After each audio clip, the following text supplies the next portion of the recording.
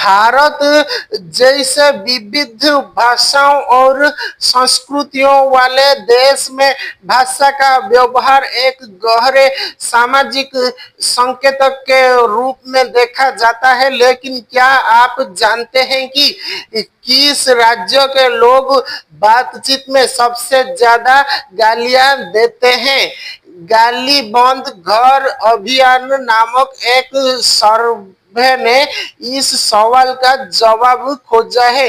यह अभियान 2014 से 2025 तक डॉक्टर सुनील जागलान द्वारा सेल्फी विद डॉक्टर फाउंडेशन और महर्षि दयानंद यूनिवर्सिटी के तहत चलाया गया था।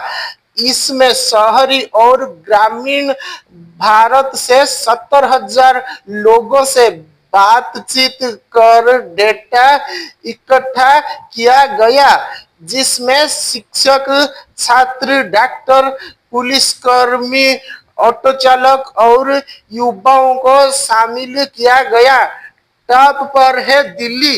सर्वे के मुताबिक दिल्ली पहले स्थान पर है, जहां 80% लोग ने स्वीकार किया कि वे रोजमर्रा की बातचीत में गालियां का इस्तेमाल करते हैं। खास बात यह है कि महिलाओं को लेकर की जाने वाली गालियां भी आम है। ट्रैफिक, भीड़, प्रतिस्पर्धा और तेज रफ्तार जिंदगी दिल्ली वासियों को चिड़चिड़ा बनाती है।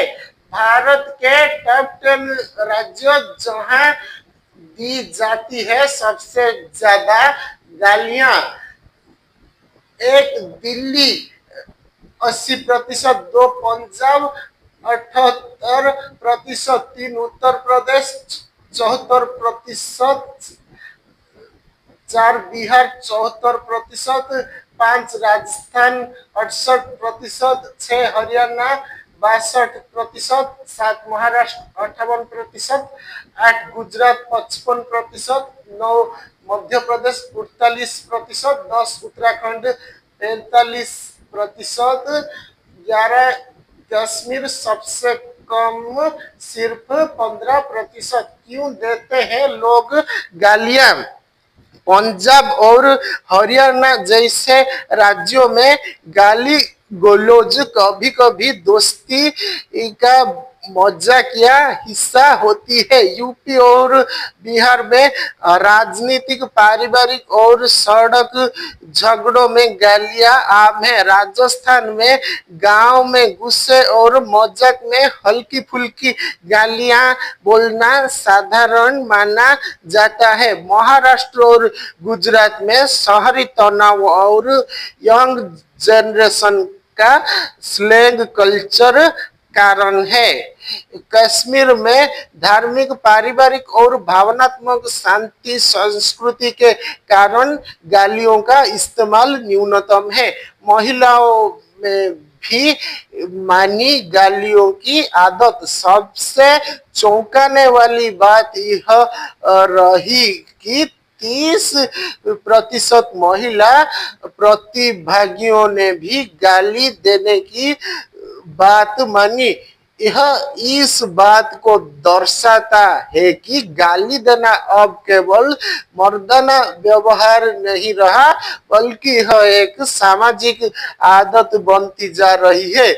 इस अभियान का उद्देश्य सभ्य भाषा को बढ़ावा देना, घर में बातचीत को ट्रैक करना, बच्चों और युवाओं को शालीनता सिखाना। गाली देना अब केवल झगड़े या गुस्से तक सीमित नहीं है, बल्कि यह भारत में संवाद का हिस्सा बन चुका है। लेकिन ऐसे अभियान जैसे गाली बंद घर समाज को सोचने पर मजबूर करते हैं कि क्या यह भाषा आदत बन चुकी है या इससे बदला जा सकता है। आप किस राज्य से हैं और क्या आपको भी अपने आसपास गालियों का बढ़ता चलन दिखता है? 11 साल में 70,000 लोगों पर सर्वे। सेल्फी विद डॉक्टर फाउंडेशन के फाउंडर और महर्षि दयानंद यूनिवर्सिटी के professor of prestige doctor Sunil Jaglan ने गाली बंद घर अभियान चलाया और उसी के तहत एक सर्वे किया। इस सर्वे में 11 साल में करीब 17,000 लोगों को शामिल किया।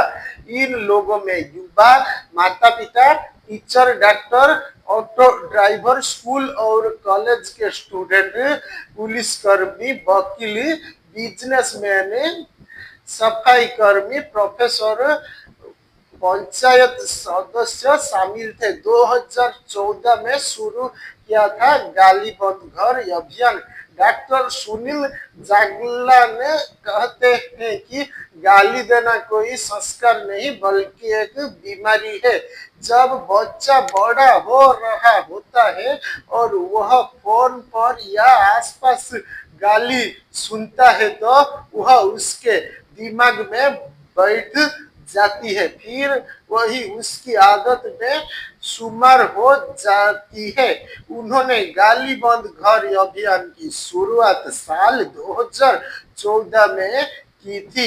इस अभियान के तहत पूरे देश की 60,000 से ज्यादा जगहों पर गाली बंद घर के चार्ट भी लगाए जा चुके हैं। आज उनका ये अभियान विश्व स्तर पर चर्चित हो गया है।